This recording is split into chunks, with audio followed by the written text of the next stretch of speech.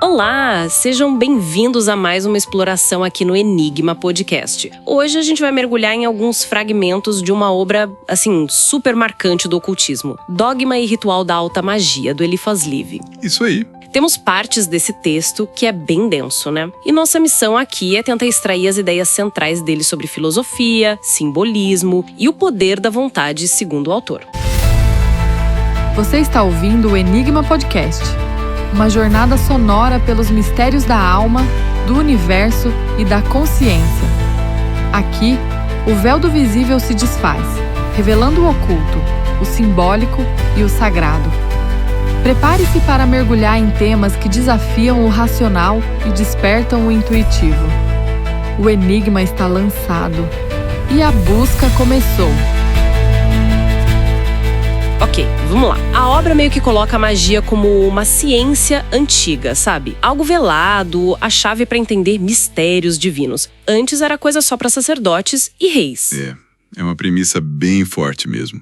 E um ponto essencial, logo de cara, é como Levi diferencia essa magia que ele vê quase como um sacerdote pessoal, sabe? Livre da religião mais institucionalizada. Ele argumenta, que a estrutura da igreja, para se manter forte, precisou meio que deixar de lado ou até combater essa magia. Faz sentido dentro da lógica dele. E é curioso, porque ele mesmo lembra que, o fundador do cristianismo foi recebido e reverenciado por 3 magos. Verdade. Essa lembrança é interessante. E essa ideia de ciência antiga, separada da religião, já leva a gente a pensar em tensões, né? E parece que a dualidade é central mesmo, desde o começo. Levi fala que o movimento, a vida, dependem dessa tensão entre forças opostas. O equilíbrio mágico é algo que volta sempre, certo? Sem dúvida. O equilíbrio é a palavra-chave aqui.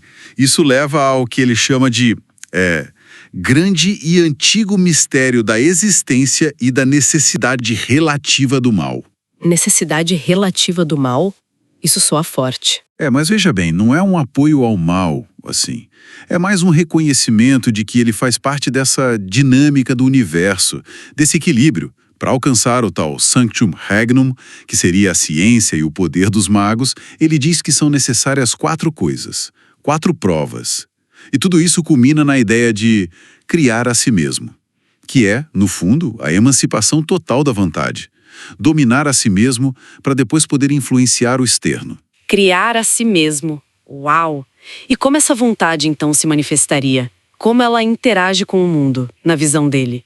É aí que entram os símbolos, imagino. O ternário, o quaternário. Exatamente. Os símbolos são como ferramentas, chaves mesmo.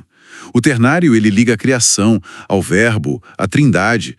O quaternário já vai para os elementos básicos, ar, terra, fogo, água, é a base da manifestação, né? Certo. E o pentagrama, esse é famoso. Ele apresenta como o símbolo máximo do domínio do espírito sobre esses elementos todos. O pentagrama como domínio. Sim, ele descreve como a chave para comandar silfos do ar, salamandras do fogo, ondinas da água e gnomos da terra. Basicamente, os espíritos elementais, né? Nossa. Até o Goethe usa isso no Fausto, né? Para Levi é o resumo de toda a ciência, o signo do microcosmo. Entendi. Dominar os elementos, isso parece muito poder, mas como isso aconteceria? Qual seria o meio, sabe? Onde essa vontade e esses símbolos atuariam? Bem, aí entra um conceito que é, fundamental no sistema dele. A luz astral. Luz astral? Levi chama de grande agente mágico, ou azote, a alma da Terra. Seria tipo um fluido universal, sabe? Um meio que registra tudo quase como um espelho cósmico. Ele diz que é o veículo das ideias, a mãe de todas as formas, e estaria saturado de imagens, de reflexos que a mente, com treino, poderia acessar e até influenciar. Um espelho cósmico. Interessante. E fenômenos como magnetismo, sonambulismo, até mesmo evocações de formas de quem já morreu, a necromância, seriam possíveis, segundo ele, pela manipulação dessa luz astral. Então, peraí. Coisas como necromância ou até enfeitiçamentos, ele não via só como superstição. Ele achava que eram aplicações reais dessa manipulação da luz astral pela vontade. Ele tratava como fenômenos possíveis, sim. Embora complexos, claro, e muitas vezes mal interpretados ou mistificados.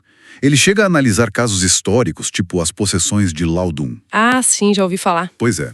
Ele não via só como fraude ou histeria, sabe? Ele considerava a dinâmica das vontades ali, as obsessões, e uma possível influência catalisadora dessa luz astral. Misturava o psíquico com o que ele chamaria de influências mágicas. Entendi. Então tem a vontade, os símbolos, essa luz astral.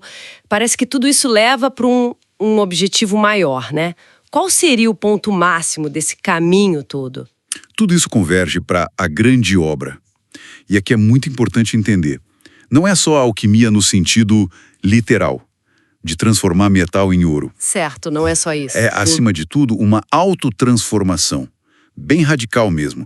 A conquista total das próprias faculdades, o domínio sobre si e sobre esse agente mágico universal. O processo envolve separar o sutil do espesso, como ele diz, que seria purificar a alma de vícios, de preconceitos, usando o sal filosófico, que é a sabedoria, o mercúrio, que é a habilidade, o trabalho, e o enxofre, que é a energia vital, a vontade. Sal, mercúrio e enxofre. Os princípios alquímicos. Exatamente. No fundo, é um processo de autocriação consciente. Fascinante. É realmente um sistema bem complexo, né?